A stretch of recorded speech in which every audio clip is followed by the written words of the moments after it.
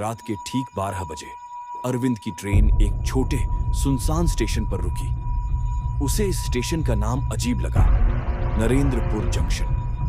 यह नाम उसने कभी रेलवे के नक्शों या टिकटों पर नहीं देखा था। ट्रेन में बैठे बाकी यात्री गहरी नींद में थे, लेकिन अरविंद की नींद अचानक उड़ गई थी। उसने खिड़की से बाहर झांका। पूरा स्टेशन धुंध में ढका था और वहां एक भी इंसान नहीं दिख रहा था। उसने अपनी घड़ी देखी, 12:05। ट्रेन को यहां रुके 5 मिनट हो चुके थे, लेकिन किसी ने घोषणा नहीं की थी कि यह ठहराव क्यों हुआ। अचानक उसे प्लेटफॉर्म पर एक परछाई दिखी। एक आदमी पुराने जमाने के कोट और टोपी में खड़ा था, जैसे किसी पुराने समय का मुसाफिर हो।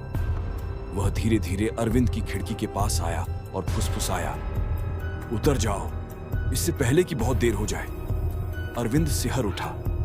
उसने घबराकर आसपास देखा, लेकिन किसी और को वह आदमी नहीं दिख रहा था। तभी ट्रेन में झटका लगा और इंजन ने सीटी बजा दी।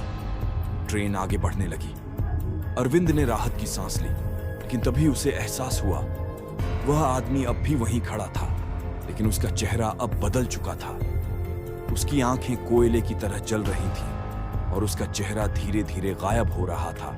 अरविंद ने अगले दिन रेलवे रिकॉर्ड में उस स्टेशन के बारे में खोजबीन शुरू की, लेकिन उसे यह जानकर झटका लगा कि नरेंद्रपुर जंक्शन नाम का कोई स्टेशन मौजूद ही नहीं था।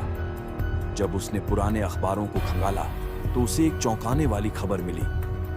10 जुलाई 1956 की रात नरेंद्रपुर रेलवे स्टेशन पर एक भीषण हादसा हुआ था। एक ट्रेन पटरी से उतर गई थी, जिसमें 150 से ज्यादा लोगों की मौत हो गई थी। हादसे के बाद स्टेशन को बंद कर दिया गया था और उसे रेलवे के नक्शों से मिटा दिया गया। लेकिन कुछ यात्रियों का कहना है कि कभी-कभी आधी रात के बाद वह स्टेशन दोबारा दिखाई देता है। अरविंद के शरीर में झुरझुरी दौड़ गई। क्या वह स्टेशन किसी अभिशाप के कारण अब भी मौजूद था? क्या वह आदमी कोई भूत था जो उसे चेतावनी देने आया था?